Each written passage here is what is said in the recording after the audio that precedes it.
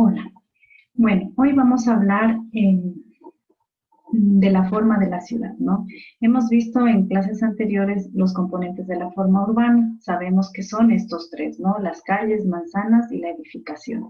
Estos tres componentes serían como el abecedario, tanto para leer la ciudad como para escribirla o proyectarla, ¿no?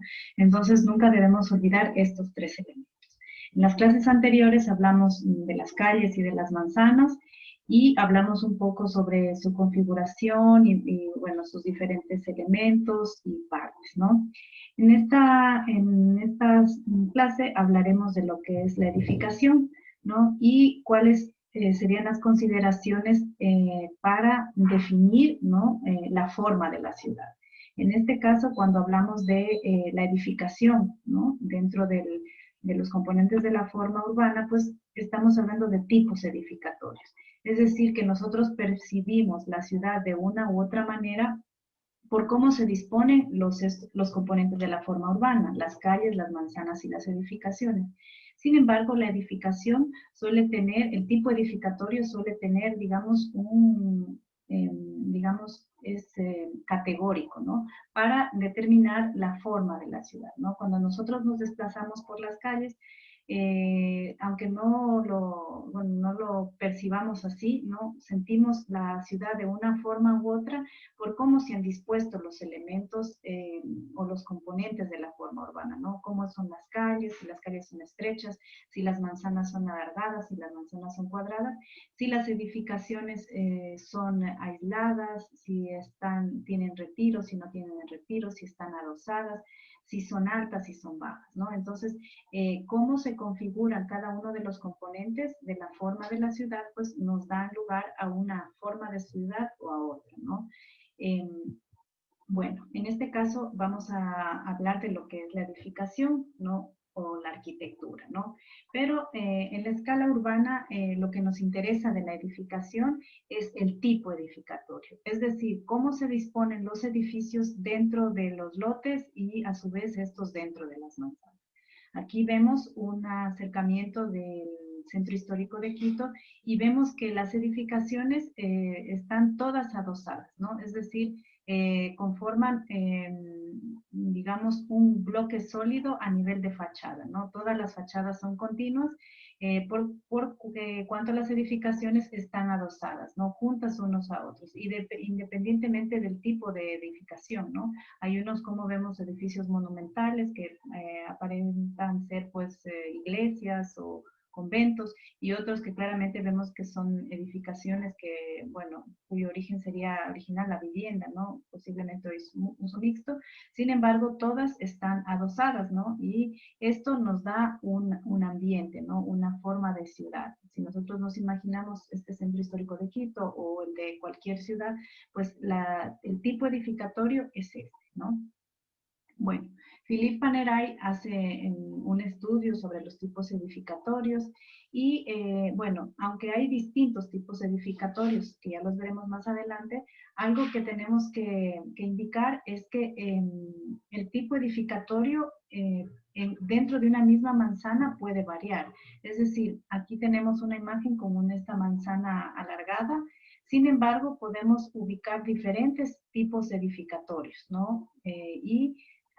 Incluso él lo relaciona con la densidad, ¿no? Si vemos todas estas imágenes, aunque todas están sobre una base de esta manzana, ¿no? De esta manzana rectangular, y en la parte de arriba está la manzana con una edificación, según este estudio, todos tienen la misma, los edificios tienen la misma área de construcción, ¿no? Pero se los ha dispuesto de diferente manera en la manzana, ¿no? Entonces, el tipo edificatorio también tiene que ver con cómo se dispone el edificio sobre las manzanas, ¿no? Una manzana puede albergar diferentes tipos edificatorios, ¿no?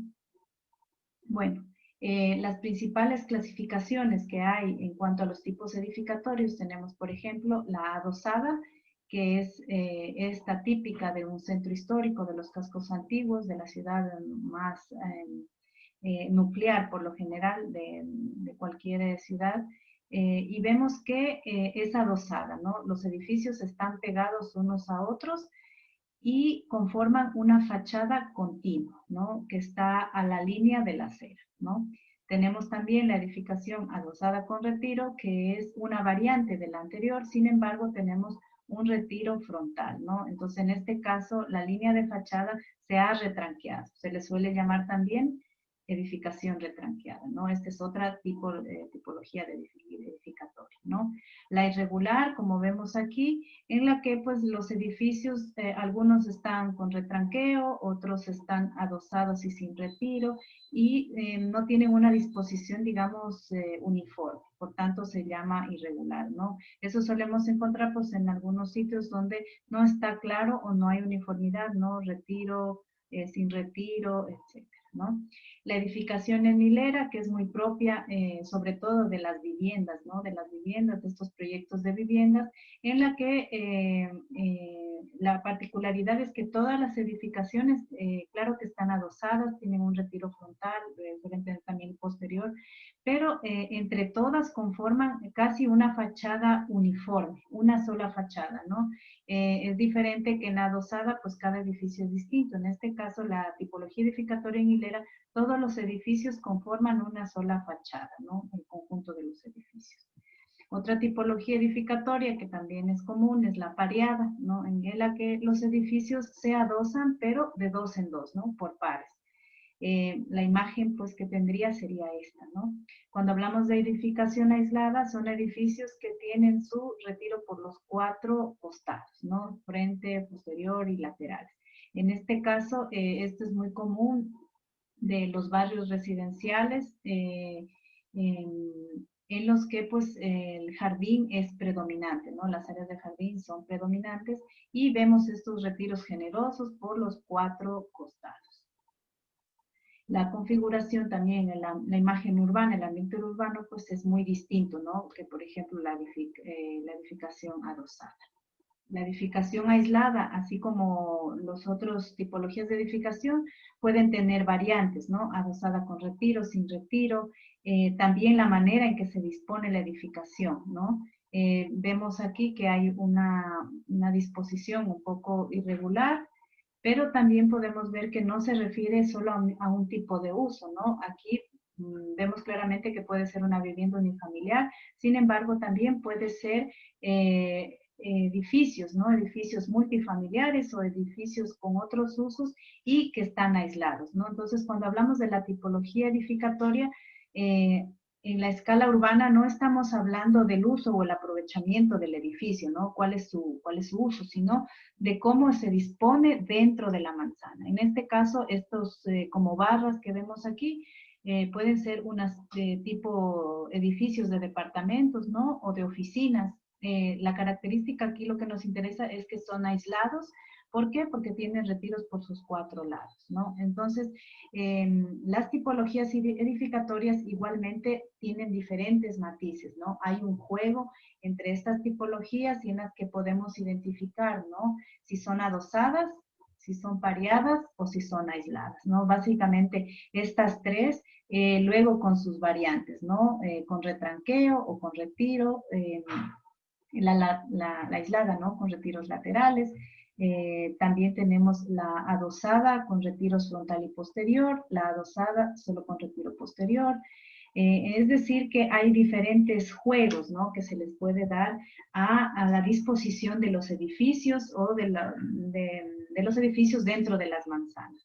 Entonces, la manera en que se disponen los edificios sobre las manzanas y también el juego que hay entre la altura, ¿no? La altura de los edificios. Esto también da lugar a la formación, ¿no? De la ciudad y a generar diferentes ambientes urbanos, ¿no? Los barrios del centro, los barrios residenciales, igual cada barrio suele ser diferente por alguna característica, ¿no?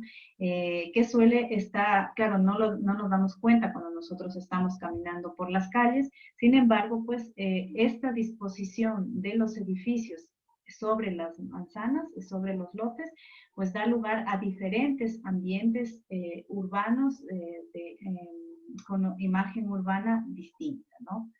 aquí vemos algunas imágenes en las que podemos ver todas esas diferencias. Bueno, esto es un poco digamos, un acercamiento a lo que son las tipologías edificatorias, ¿no? Los tipos edificatorios en la forma urbana.